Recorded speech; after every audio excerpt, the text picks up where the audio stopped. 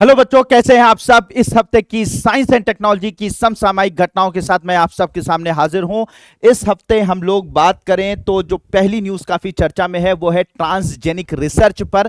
अमेरिकी राष्ट्रपति का कहना है कि जो ट्रांसजेनिक रिसर्च इस दुनिया में हो रही है, खास करके अमेरिका में हो रही है, उनको उन पर जो खर्च हो रहा है वो फिजूल खर्च है, यानी कि उस ऐसे खर्च को हमें रोकना चाहिए या लिमिट करना चाहिए, ऐसा कहना है अमेरिकी राष्ट्रपति का। तो इस पर काफी बहस छिड़ गई कि भाई ये ट्रांसजेनिक रिसर्च होना चाहिए या नहीं होना चाहिए, तो उस पर काफी चर्चा रही इस हफ्ते। तो क्या है ट्रांसजेनिक रिसर्च? ट्रांसजेनिक रिसर्च की मैं अगर बात करूं तो इसमें होता क्या है, सिंपल सी भाषा में अगर हम लोग समझे बच्चों, तो होता यह है कि अगर मान लीजिए एक जीव है और कोई दूसरा जीव है, ठीक है, तो एक जीव के डीएनए को दूसरे जीव के डीएनए के साथ क्या किया जाता है, जोड़ा जाता है, ठीक है, जोड़ा जाता है और एक नए तरीके का जीव बनाया जाता है जो कि इसके भी कैरेक्टर वाला होता है और इसके भी कैरेक्टर वाला होता है। ये तो बात आपको पहले से भी पता होगी कि एग्जैक्टली डीएनए जो हमारी बॉडी के अंदर मौजूद जो डीएनए होते हैं, जिनके छोटे छोटे भागों को हम लोग जीन कहते हैं,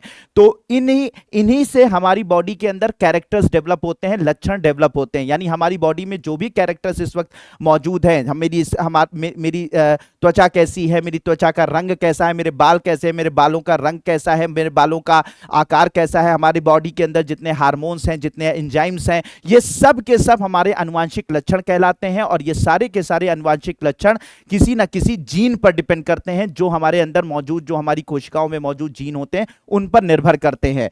तो अगर तो डेफिनेटली जो हमारी बॉडी के अंदर ये डीएनए या जीन होते हैं, ठीक है, अगर इन्हीं जीन की वजह से, इन्हीं डीएनए की वजह से हमारी बॉडी के कैरेक्टर्स जो हैं डिसाइड होते हैं, तो अगर दो अलग अलग जीवों के जीन या डीएनए को आपस में जोड़कर एक नए प्रकार का जीव तैयार किया जाए, जिसके अंदर इसके भी कैरेक्टर हो, इस जीव के भी कैरेक्टर हो और इस जीव के भी कैरेक्टर हो, तो ऐसे ऑर्गेनिज्म को हम ट्रांसजेनिक ऑर्गेनिज्म के नाम से जानते हैं, ट्रांसजेनिक जीव के नाम से जानते हैं। फिर से मैं एक बार बता दे रहा हूं, क्या मैं बता रहा हूं, एक जीव है, ये दूसरा जीव है, दोनों जीवों के डीएनए अथवा जीन को आपस में जोड़ दिया जाए और एक नए प्रकार का जीव तैयार किया जाए, जिसके अंदर इसके भी कैरेक्टर्स मौजूद हों, इसके भी कैरेक्टर्स मौजूद हों, तो इस तरीके के जीव को हम ट्रांसजेनिक जीव या ट्रांसजेनिक ऑर्गेनिज्म के नाम से जानते हैं। तो इस तरीके के बहुत सारे ऑर्गेनिज्म इस दुनिया में तैयार किए जा रहे हैं। सिर्फ अगर मैं बात करूं, पेड़ पौधों की बात करूं, तो जितनी भी जीएम क्रॉप्स हैं, जेनेटिकली मॉडिफाइड क्रॉप्स हैं, जैसे कि आप लोगों ने भी हाल फिलहाल में सुना होगा BT cotton, BT brinjal, DMH11, जो इंडिया की मैं बात कर रहा हूं, इंडिया में DMH11 नाम की जो है वो सरसों, यानी कि जिसे जीएम सरसों हम बोलते हैं, या फिर या इंटरनेशनल लेवल पर हम देखें गोल्डन राइस है, ठीक है, गोल्डन राइस है, फ्लेवर 7 नाम का टमाटर है। तो इस तरीके के जो ये क्रॉप्स हैं, ये जो जेनेटिकली मॉडिफाइड क्रॉप्स हैं, इनको भी एग्जैक्टली ट्रांसजेनेसिस नाम का जो तरीका है, ट्रांसजेनेसिस नाम का जो प्रोसेस है जेनेटिक इंजीनियरिंग की, उसी से तैयार किया जाता है। तो जितने भी जीएम क्रॉप्स हैं वो ट्रांसजेनिक रिसर्च क्या ही परिणाम है। इसके अलावा अभी आप लोगों ने हाल फिलहाल में सुना होगा कि जो है वो पुराने जमाने में जो मैमथ हाथी पाया जाता था, उसके जीनों को निकालकर चूहों में डाल दिया गया, जिससे मैमथ हाथी जो चूहे थे उनके अंदर कुछ ऐसे कैरेक्टर्स डेवलप हो गए जो कि मैमथ हाथी में पाए जाते थे, यानी बड़े बाल,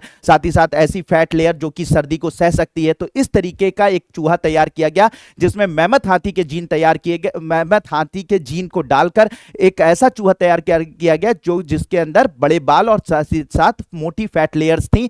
तो इस तरीके के जो जीव तैयार किए गए हैं, ये जो एग्जांपल है, ये भी एग्जांपल है किसका, ट्रांसजेनिक रिसर्च का, यानी कि इस तरीके के चूहे तैयार किए। इस तरीके से बहुत सारी रात में चमकने वाली मछलियां तैयार की जा रही हैं, जो रात में जो है वो अपने जो पॉन्ड है या जहां पर भी आप रखते हैं उसको, वो रात में चमकती हैं। तो ये भी ट्रांसजेनेसिस की मदद से तैयार की जा रही हैं। तो चाहे पेड़ पौधों की बात की जाए, चाहे जानवरों की बात की जाए, इस तरीके के बहुत सारे जीव जंतु तैयार किए जा रहे हैं जो ट्रांसजेनिक रिसर्च में की मदद से, ट्रांसजेनिक जो जेनेटिक इंजीनियरिंग में जो ट्रांसजेनेसिस प्रोसेस होती है, मेथड होता है, उसकी मदद से तैयार किए जाते हैं। ठीक है, अब बात ये होती है कि इनका जो यूज, अब बात ये है कि इसका यूज बहुत जगह हो रहा है। अब इसका जगह बहुत जगह, जैसे आप अगर बात करें तो कृषि के क्षेत्र में मैंने आपको बता ही दिया, चिकित्सा के क्षेत्र में आजकल जो है ट्रांसजेनिक जीवों की मदद से ही इंसुलिन भी पैदा किया जा रहा है, इंसुलिन जो कि डायबिटीज के पेशेंट को दिया जाता है। जीन थेरेपी में इसका काफी रोल है।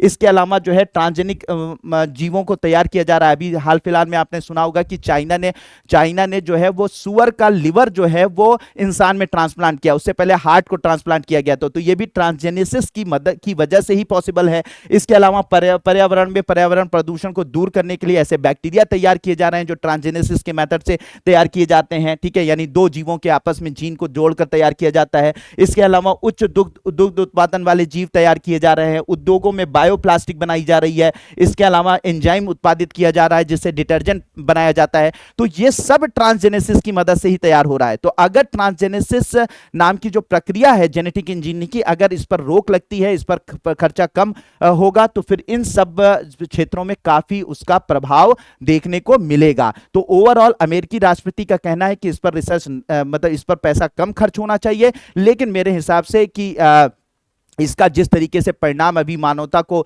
मिले हैं, मानव के कह सकते हैं कि उनके मानव के उद्धार में जिस तरीके से इस रिसर्च का यूज हुआ है, उसके हिसाब से तो मतलब इस पर पैसे खर्च करना कोई बुरा सौदा नहीं है। लेकिन ये अपने विचार थे अमेरिका के राष्ट्रपति के, उन्होंने दिए हैं। ठीक है बच्चों, तो होप कि ये बात आपको समझ में आ गई होगी। इसके अलावा आप लोगों ने डायबिटीज के पेशेंट को देखा होगा कि डायबिटीज के पेशेंट अपने ग्लूकोज को टेस्ट करते हैं। कैसा करते हैं? पहले अपने हाथ पर जो है एक पिन को चुभोते हैं जिससे ब्लड निकलने लगता है, फिर ग्लूकोमीटर नाम की मशीन होती है, उसको ब्लड जो है वो उसको टच कराते हैं ग्लूकोमीटर से। तो ये जो ब्लड होता है ये एब्जॉर्ब हो जाता है इस मशीन में, और फिर उसके बाद इस ब्लड को जो है वो इसके अंदर जो केमिकल होता है ये जो ग्लूकोमीटर के अंदर, उस केमिकल के साथ जब ब्लड रिएक्ट करता है तो उस केमिकल एनालिसिस के बेस पर बताया जाता है कि ब्लड में इस वक्त डायबिटीज पेशेंट की बॉडी में इस वक्त ब्लड ग्लूकोज का लेवल बढ़ा हुआ है या घटा हुआ है, ये बात पता चलती है। लेकिन इसके लिए डायबिटीज पेशेंट को बार बार क्या करना होता है? अपने ब्लड को टेस्ट करने के लिए ब्लड को प्रिक मतलब अपने उंगलियों को प्रिक करना पड़ता है, उसमें से ब्लड निकालना पड़ता है, जो कि एक बहुत पेनफुल काम होता है। तो इसके लिए एक नया तरीका भी खोजा गया है जिसको भारतीय विज्ञान संस्थान इंडियन इंस्टीट्यूट ऑफ साइंस ने एक ब्लड ग्लूकोमीटर एक तरीके का बनाया है जो कि दर्द रहित होगा, जिसमें ब्लड बार बार आपको नहीं निकालना पड़ेगा, बार बार आपको जो है वो निडल से अपने हाथ को प्रिक नहीं करना पड़ेगा। ठीक है, अब क्या होगा एक ऐसा मेथड बनाया गया जिसका नाम है फोटो एकॉस्टिक टेक्नोलॉजी। तो फोटो एकॉस्टिक जो टेक्नोलॉजी है, इसकी मदद से आप ब्लड ग्लूकोज का लेवल भी मतलब पता कर लेंगे जो डायबिटीज के पेशेंट है, और साथ ही साथ आपको बार बार ब्लड जो है वो निकालना भी अपनी उंगली में बार बार पिन चुभोकर ब्लड भी नहीं निकालना पड़ेगा। ये टेक्नोलॉजी बच्चों काम कैसे करती है? एक टेक्नोलॉजी की अगर बात की जाए तो इसमें क्या किया जाता है कि एक सेंसर होगा, बनाया जा रहा है, वो सेंसर के अंदर से लेजर रेज निकलेंगी। ये लेजर रेज आप अपने हाथ पर या उंगलियों पर कहीं पर भी उस जो डिवाइस होगी उसमें से लेजर रेज निकलेंगी, उसको आप अपने किसी उंगली पर रख लीजिए। वो लेजर रेज जो है वो पेंट्रेट करते हुए कहां पर जाएंगी?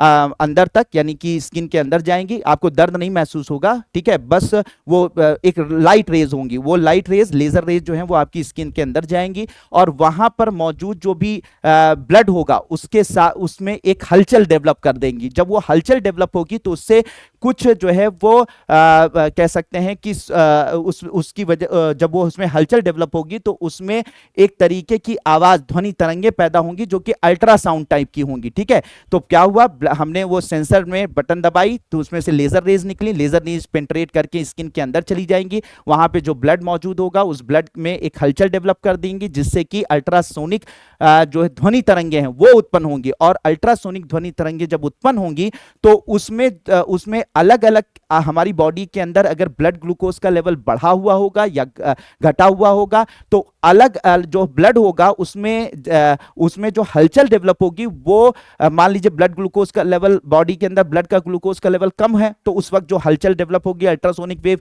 जो डेवलप होंगी वो अलग प्रकार की होगी, उनकी फ्रीक्वेंसी अलग होगी। और अगर बढ़ा हुआ होगा ब्लड ग्लूकोज का लेवल तो उस वक्त जो अल्ट्रासाउंड क्रिएट होंगी यानी ध्वनि तरंगे उत्पन्न होंगी उनका जो है प्रकार अलग होगा। तो उसी को क्या होगा, वो फोटो एकॉस्टिक जो सेंसिंग मशीन है वो मेजर कर लेगी और फिर उसके बाद स्क्रीन पर दिखा देगी कि ब्लड ग्लूकोज का लेवल बढ़ा है या घटा है। तो इसमें क्या है, आपको पेंट्रेशन नहीं करना पड़ेगा, बार बार जो है स्किन को प्रिक नहीं करना पड़ेगा, ब्लड नहीं निकालना पड़ेगा, बस ऊपर से ही आपने सेंसर लगाया, सेंसर से निकली हुई लेजर रेस जाकर क्या करेंगी, ब्लड के अंदर मौजूद ग्लूकोज के लेवल के बढ़े हुए लेवल को या घटे हुए लेवल को तुरंत आपको इंडिकेट कर देंगी और आप उसी हिसाब से प्रिकॉशन ले सकते सकते हो। तो इस टेक्नोलॉजी को बोला जा रहा है फोटो एकॉस्टिक सेंसिंग टेक्नोलॉजी, जिसमें जो है वो ये डायबिटीज पेशेंट के लिए एक बहुत बड़ा वरदान साबित होगी। बार बार उनको स्किन को पेंट्रेट करने की जरूरत नहीं होगी। ठीक है, तो ये काफी पॉपुलर इस हफ्ते काफी चर्चा में रहा।